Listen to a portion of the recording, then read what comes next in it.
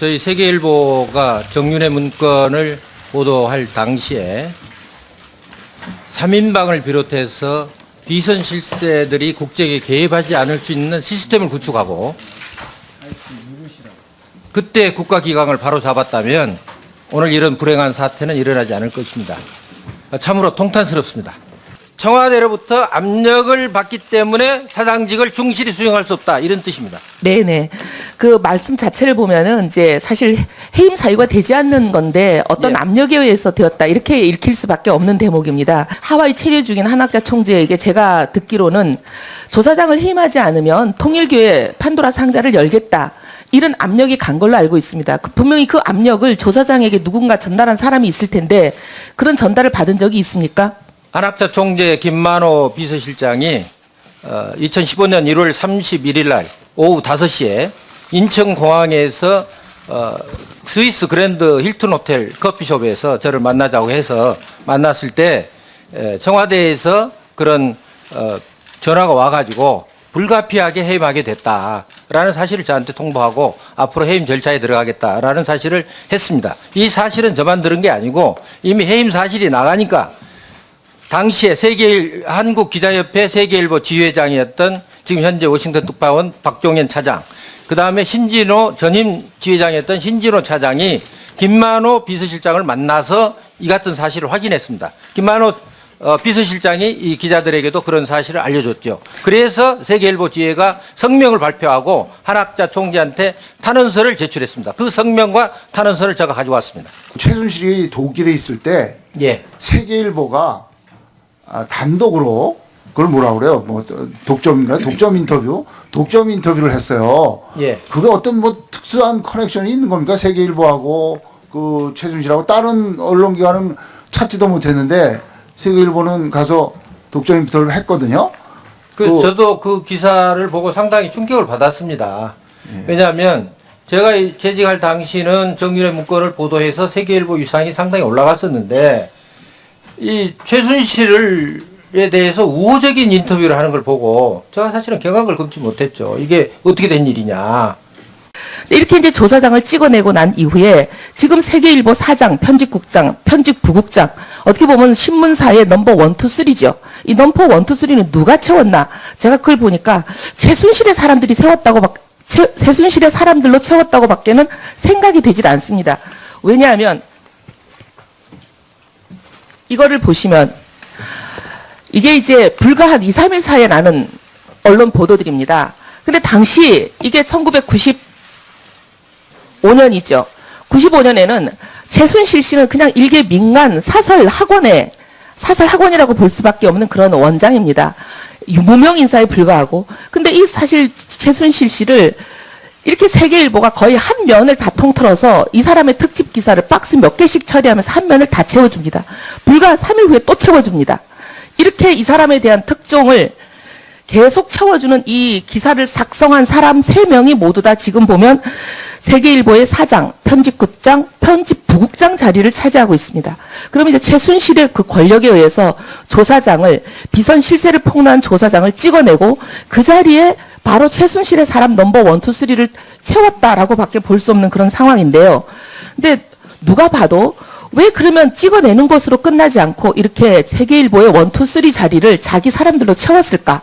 그건 분명히 조사장님께서 얘기하시는 17개 파일을 구했는데 그 중에 이제 남아있는 8개 파일, 아직 보도되지 않은 8개 파일이 굉장히 폭발력이 있고 국민들이 알게 되면 큰일 날 그런 파일이기 때문에 이런 조치를 하지 않았을까. 이게 상식적인 추론입니다. 조한규 증인이 기고한 내용을 보면 문건 파동의 원인 제공자였던 정윤회를 최순실과 이혼하도록 대통령이 권유했다고 이렇게 하는데 이것도 문건에 나온 내용입니까? 문건에 나온 내용은 아니고요. 예. 저도 이제 정치부 기자 출신이기 때문에 문건 파동이 났을 때 저도 많은 내용을 취재했었습니다. 그래서 예. 취재했는데 뭐 취재원으로부터 그러니까 2014년 1월 달에 1월 6일 날 정윤회 문건이 보도되고 2월에 박근혜 대통령이 두 사람 이혼하는 게 좋겠다 이렇게 권유한 것으로 돼 있고요. 그리고 3월에 이제 이혼한 것으로 이렇게 돼 있습니다. 예. 그러다 보니까 이제 비선 실세가 두 사람이었는데, 예. 예? 두 사람이었는데 이혼해가지고 한 사람이 떨려 나가니까 이제 비선 실세 두 사람 중에 한 사람인 최순실이 슈퍼파워가 된 거네요. 그런 셈이죠. 증인이 최근에 언론 인터뷰를 통해서 이런 말씀을 하셨던 걸로 나타나 있습니다. 청와대 관련 특급 정보가 8개가 있다. 이 중에는 헌정 질서를 뒤흔들 만한 사항도 있다. 이 부분은 사장, 편집국장, 소호수 기자들만이 갖고 있고 정윤의 문건과는 비교가 되지 않을 정도의 파급력을 가지고 있다. 이런 자료가 있다고 최근 언론 인터뷰에서 말씀을 하셨어요. 본 의원이 말씀드리고 싶은 거는 이런 사안을 2년 전에도 발표를 했다면은 그 2년간 이런 비선 실세들에 의한 국정농단이 지속되지 않았을 거라는 확신을 갖고 있습니다. 지금이라도 그 진상을 소상히 밝혀야 되는 게 맞다고 보는데 어떻게 생각하세요? 맞다고 생각합니다. 공개하실 생각 있습니까? 공개하겠습니다. 양승태 대법원장의 뭐 대단한 비위 사실이 아니고요. 뭐 등산 등 일과 생활을 낱낱이 사찰해가지고 청와대에 보고한 내용과 그다음에 당시 2014년 춘천지방법원장으로 재직하고 있던 최성준 지방법원장의 뭐 예를 들면 관용차의 뭐 사적 사용이라든지 대법관 진출을 위한 뭐 운동이라든지 이런 내용을 포함한 2건의 문건이 사찰 문건이 된 겁니다. 이거는 부장판사 이상 사법부 모든 간부들을 사찰한 명백한 증거입니다.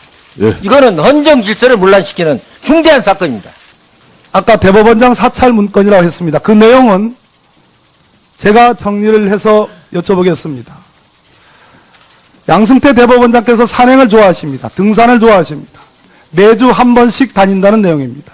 그러한 내용들을 청와대가 파악을 해서 극비 문서로 그냥 조홍천 현 우리 의원이 계십니다. 공직경 비서관 박관천 경정이 생산해낸 그러한 문건의 상대가 안 되는 극비 보안 문서로 생산해냅니다. 맞죠? 맞습니다.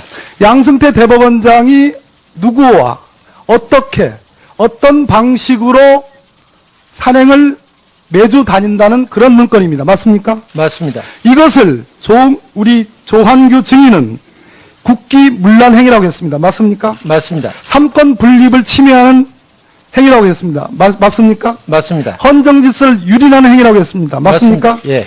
또 하나 최성준 당시 춘천지방법원장이 대법관으로 승진하기 위해서 대법관으로 임명되기 위해서 운동을 한 그러한 내용이 적혀 있는 문건도 갖고 있다고 했습니다. 맞습니까? 맞습니다. 이 가지고 있습니다. 문건은 대법원장 사찰 문건과 별개의 문건입니다. 맞습니까? 맞습니다. 그 내용 중에는 관용차의 사적 이용 내용도 들어 있습니다. 맞습니까? 맞습니다. 그 문건 중에는 아주 저명한 대한민국의 정말로 이름을 대면 금방이라도 알 수 있는 작가도 등장합니다. 맞습니까? 맞습니다. 그분은 이회수 작가지요. 예. 그렇습니다. 이 두 건의 문건에 대해서 왜 사찰 문건이라고 판단하고 계십니까? 일상생활에 대한 그러니까 양승태 대법원장이 등산하는 내용을 짤막하게 말씀. 일상생활을 대외비로 보고하는 것은 상시적으로 대법원장을 사찰하고 있다는 명백한 증거라고 보기 때문입니다. 사찰하면 어디가 떠오르냐요? 어떤 기관이 떠오릅니까? 일반적으로는 국정원이 떠오릅니다. 맞습니다. 국정원이 역시 이 박근혜 최순실 게이트에서 거론되지 않았습니다. 덜 거론됐습니다. 국정원의 추명호 국장만 거론됐을 뿐입니다. 이 두 문건은 거의 동시에 생산된 문건입니다. 그리고 파기 시한이 정해져 있습니다. 며칠 한 파기. 그리고 대법원장의 산행과 관련된 일상사를 소재로 담고 있습니다.